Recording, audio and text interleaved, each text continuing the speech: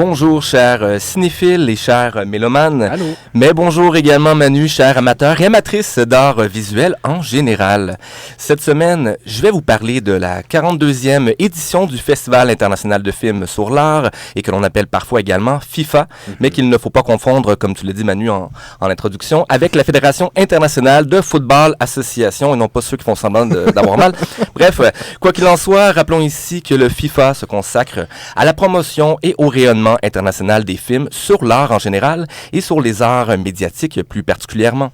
En effet, la FIFA présente chaque année une sélection de courts et de longs métrages qui explorent des sujets artistiques variés tels que la peinture, la sculpture, la danse, la musique, l'architecture et cette grande question, qu'est-ce que l'art? Et cette année, la 42e édition du FIFA présente 164 titres, dont 92 films réalisés ou co-réalisés par des femmes, 71 films canadiens et 8 prix seront remis, dont le Grand Prix, le prix du jury, le prix du meilleur portrait, le prix du meilleur essai, le prix de la meilleure œuvre canadienne et le prix du meilleur court-métrage. Et parmi tout ce qui est présenté au FIFA, j'ai envie de vous parler du documentaire français Obvious Hacker de l'art du réalisateur Thibault Sèvres qui a ouvert la semaine dernière, c'est-à-dire la semaine après celle d'avant, le début du festival FIFA.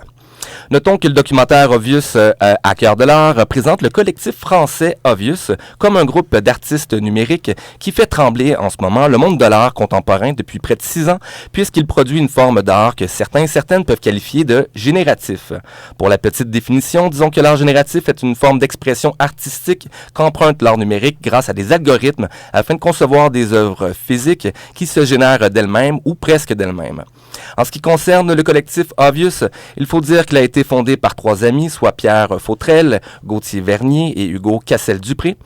Le collectif, dis-je, Obviously utilise la technologie et les algorithmes mathématiques et informatiques comme un pinceau afin de produire des œuvres uniques dans le monde muséal. Par exemple, en 2018, Obvious a vendu un tableau intitulé Portrait d'Edmond de Bellamy aux enchères chez Christie's à New York, estimé entre 7 et 10 000 dollars américains. La toile a finalement été adjugée à un acheteur anonyme pour un peu plus de 430 000 dollars américains, soit un peu moins qu'en dollars canadiens.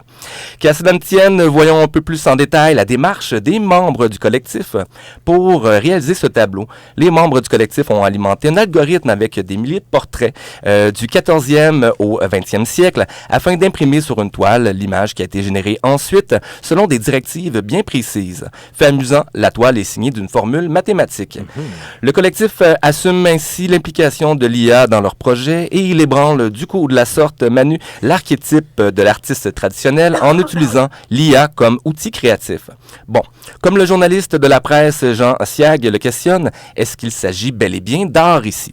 J'ai mon point de vue sur la chose, Manu, j'en ai déjà parlé dans une précédente chronique. Selon moi, c'est précisément la démarche artistique qui confère justement à un objet toute sa valeur et sa qualité artistique. Exact. Dans cette voie, si ce sont des humains qui dictent à l'IA quoi peindre, ces humains doivent assurément avoir une démarche artistique précise de prime abord, sinon il ne se passe rien entre la machine et le canevas.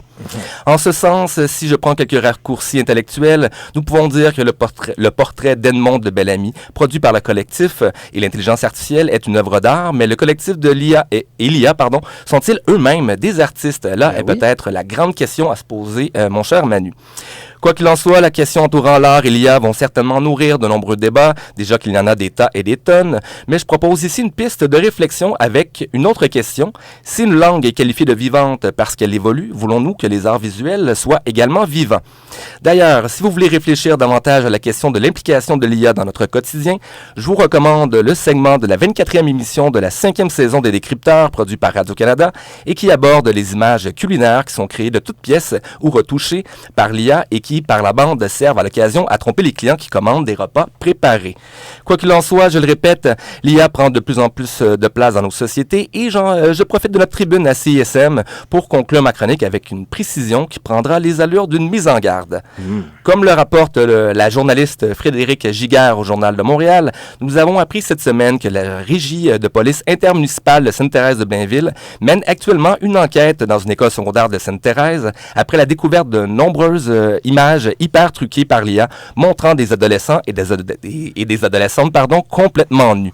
Comme le rapporte la journaliste, l'enquête qui a débuté au début de février a permis jusqu'ici d'arrêter 5 adolescents d'une même école secondaire.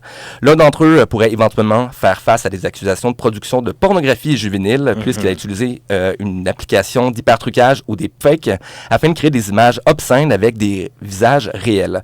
Voici donc ici précisément ma conclusion. S'il y avait une démarche derrière ces hyper-trucages juvéniles et pornographiques, celle-ci n'est en aucun cas artistique. Bien au contraire, elle est seulement et strictement criminelle, chers auditeurs et chères auditrices. En somme, l'art avec un grand A ne peut servir à justifier des comportements qui bafouent l'intégrité physique et morale de quiconque, Manu. Bien, merci beaucoup, Julien, pour cette chronique.